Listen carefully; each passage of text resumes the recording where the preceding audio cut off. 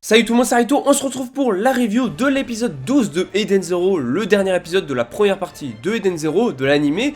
Du coup, logiquement, on aura sûrement un nouvel opening, je ferai sûrement une réaction live, parce que bien évidemment, ça risque d'être une dinguerie, il va y avoir des trucs genre Drakenjo, tout ça d'ailleurs qu'on voit dans l'épisode. Bref, je pense qu'on a quand même pas mal de choses à dire, parce qu'on nous montre pas mal de choses, et on découvre plusieurs personnages importants dans Eden Zero. Mais on va en parler, ne vous inquiétez pas, likez la vidéo si jamais elle vous plaît, abonnez-vous si vous aimez Eden Zero, cette chaîne est faite pour vous, et dites-moi en commentaire votre avis sur l'épisode. Je vous dis c'est parti, let's go. Rappelez-vous que le croque-mitant allait arriver pour bouffer le temps de la planète Gilst, du coup il devait partir à tout prix. Bon là on va avoir du coup Rebecca qui va attendre Shiki, mais en fait le truc c'est que le flux d'éther va être inversé suite à l'arrivée du croque-mitant, et au final on a des racines qui vont pousser du sol, et l'arbre va pousser du sol, du coup ça va tout détruire sur son chemin. Et au final, on va voir Shiki qui va sauver Rebecca au moment où elle allait tomber. On a le droit à une très belle scène franchement qui est plutôt bien animée et qui est vraiment très cool avec Shiki qui va sauver Rebecca.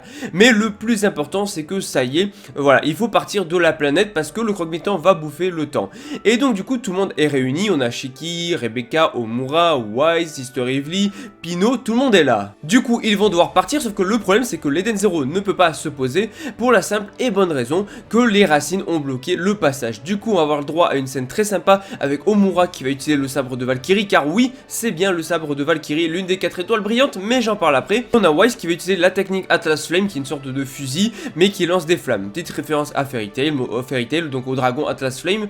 Mais voilà, grâce à sa modification simplement donc de la technologie, grâce à son Ether Gear, il peut utiliser un lance-flamme, c'est hyper pratique. Et on a le droit à Omura qui va découper toutes les racines avec le sabre de Valkyrie. Et là on a le droit à une très belle scène. Déjà dans le manga c'était je pense une de mes scènes préférées. On a une scène où c'est Shiki qui va envoyer tout le monde sur le vaisseau grâce à son Ether Gear. Donc il va attraper d'un côté Rebecca avec Sister Evely qui est accrochée à Rebecca, et de l'autre côté il va attraper Wise avec Omura qui est accroché. Et donc du coup ils vont s'envoler directement sur l'Eden Zero, ou en fait il serait plus juste de dire qu'ils vont tomber sur l'Eden Zero vu que c'est grâce à la gravité. Cette scène était juste magnifique, ça rend super bien, les musiques étaient bonnes, et au final tout le monde va regagner l'Eden Zero et on voit le croque-mitant qui bouffe la planète. Et là c'est pas 50 ans mais 1200 ans, mais au final cet événement a été appelé l'assainissement de Gilst, parce que c'est une bonne chose finalement que le croque-mitant soit passé par là, parce que ça a permis à la planète qui était devenue un lieu de brigands, hors-la-loi, tout ça, de redevenir une planète riche en végétation et complètement calme et touristique. Et voilà, une planète bien plus belle que ce qu'elle était actuellement, comme quoi le croque-mitant, même si c'est une calamité, il a permis d'avoir une planète bien plus jolie que ce qu'elle était devenue. Donc au final, merci le croque-mitant. Et donc du coup on a le droit d'ailleurs à une scène avec Xiaomei qui va un petit peu raconter ce qui s'est passé, le fait qu'ils ont récupéré Witch et Sister, et que du coup va falloir passer aux étoiles brillantes et que l'aventure continue. Mais voilà, 1200 années ont été volées, et au final on apprend d'après l'armée du système stellaire, qui est du coup un petit peu des chiffres pas exacts mais qui voit à peu près, seul 1/10 a réussi à s'échapper. Ça veut dire que les 9/10 de la planète ont été bouffés, et comme il y a 1200 ans qui ont été pris, logiquement ils n'existent plus, ils ont disparu, et ils reviendront dans 1200 ans, voilà, on les reverra jamais quoi. D'ailleurs c'est assez marrant parce que Rebecca forcément là elle a tout qui lui revient en tête, tout ce qui s'est passé, parce qu'en fait elle a pas eu l'occasion d'avoir peur ou de pouvoir pleurer durant l'arc, parce qu'elle voulait à tout prix s'échapper, elle devait survivre et elle avait pas le temps de pleurer. Et en fait là tout revient d'un coup, toutes ses émotions vraiment d'un coup, toute sa peur, et au final elle se met à pleurer. Du coup on a des scènes drôles où Shiki va se mettre à pleurer et Wise du coup va lui dire c'est pas le moment de pleurer. Bref, on a des scènes assez cool. D'ailleurs on apprend des choses sur Omura. La première chose c'est que c'était la disciple de Valkyrie, l'une des 4 étoiles brillantes, et donc du coup c'est pour ça qu'elle a son sabre. Et effectivement c'est vrai qu'elle voulait affronter le grand démon, parce que Valkyrie a toujours été, lui a toujours dit que le grand démon était totalement imbattable. Donc en tant que disciple de Valkyrie, elle veut tenter d'affronter le grand démon, sauf que Ziggy n'est plus là. Du coup c'est Shiki, le nouveau roi démon. Donc du coup un jour ou l'autre ils s'affronteront, mais pas tout de suite. Au final elle rejoint la bande, elle devient amie, et on a aussi Wise qui rejoint la bande avec une scène assez drôle, parce que au final Wise qui est en mode ok, donc la prochaine étape c'est quoi? C'est trouver les 2 autres étoiles brillantes et tout, et tout le monde qui le regarde d'un air en mode ah donc du coup tu nous rejoins maintenant, parce que c'est vrai que Wise il les rejoint puis il les quitte puis il les rejoint, il fait un petit peu que ça, mais au final voilà il va les rejoindre, et on a tout le monde qui le remercie parce que Rebecca grâce à lui elle a été sauvée. Shiki le remercie pour avoir sauvé Rebecca, Witch le remercie parce que du coup il a aidé à nettoyer, Sister Evely parce que c'est lui qui a détaché ses cordes, enfin ses liens, etc. Bref tout le monde le remercie. Donc Wise rejoint bel et bien l'équipage pour le moment. D'ailleurs n'oubliez pas qu'il avait fait un petit marché avec Omura, et en fait ce marché ça sera d'utiliser la Dress Factory, qui est un lieu où du coup il y a plein de tenues, et de tester des tenues de Bonnie Girl, tout ça. Voilà, oui un petit peu en Wise gros pervers comme d'habitude, d'ailleurs sa tête me fume, mais voilà ça c'est plutôt sympa. D'ailleurs on a failli avoir une bagarre complètement à poil dans les bains avec Omura et Rebecca, qui finalement s'est pas faite parce que du coup c'était trop ridicule et du coup ils ne l'ont pas fait exprès.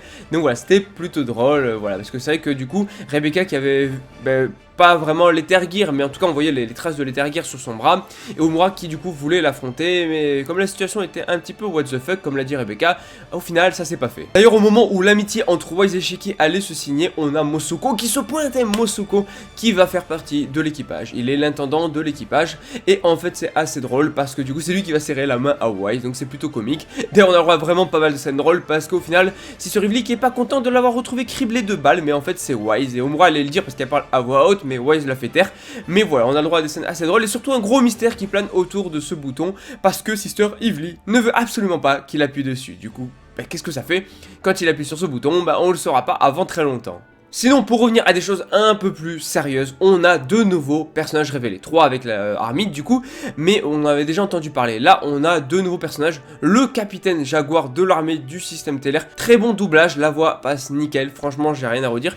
Il passe super bien. Donc du coup, on a ce nouveau personnage là qui est présenté. Mais on a également du coup l'un des généraux galactiques démoniaques, alias Drakenjo, l'alchimiste des ténèbres. Et franchement, il est beaucoup trop classe. Déjà, dans le manga, ce personnage là est sûrement l'un, voire le meilleur antagoniste, et là il vient d'être dévoilé dans cet épisode. Franchement il passe super bien, on n'a pas sa voix mais il passe très bien. En tout cas tout ce beau petit monde veut retourner sur Blue Garden. Le problème c'est qu'il vaut mieux éviter parce qu'on a un appel de Clarisse qui dit que justement forcément tout ce qui s'est passé sur Gilst a été totalement médiatisé, tout le monde est au courant, et le truc c'est que toutes les bicubeuses ont fait de la pub à Rebecca parce que oui, Rebecca les a toutes sauvées. Du coup le compteur de vues a explosé, forcément les critiques aussi parce qu'ils font pas les meilleures vidéos, mais voilà, en tout cas au moins son compteur de vue explose, c'est pas trop mal, son objectif se rapproche, et voilà, elle peut pas trop retourner sur Blue Garden pour le moment, mais heureusement Sister Ivli a quelques pistes pour les étoiles brillantes, dont la première qui est Iron Hill, une planète où justement on va avoir quelque chose d'excellent dessus. Parce que on a les survivants des temps obscurs, les gardiens de Blue Garden, les chevaliers au Buseil, l'ordre en tout cas des chevaliers au Buseil, et donc du coup voilà, on a 12 personnages qui étaient donc du coup là aux temps obscurs, qui ont protégé le Blue Garden et le Cosmos Sakura. Et c'est juste trop bien fait en animé, c'est super bien, la musique est bonne et franchement c'est magnifique, c'est super joli, ça rend super bien. Et qu'est-ce qu'on a sur la tête d'un des chevaliers? On a Armit, l'une des 4 étoiles brillantes, et du coup Sister Ivli qui va essayer de la contacter, et au final l'animé finit là-dessus.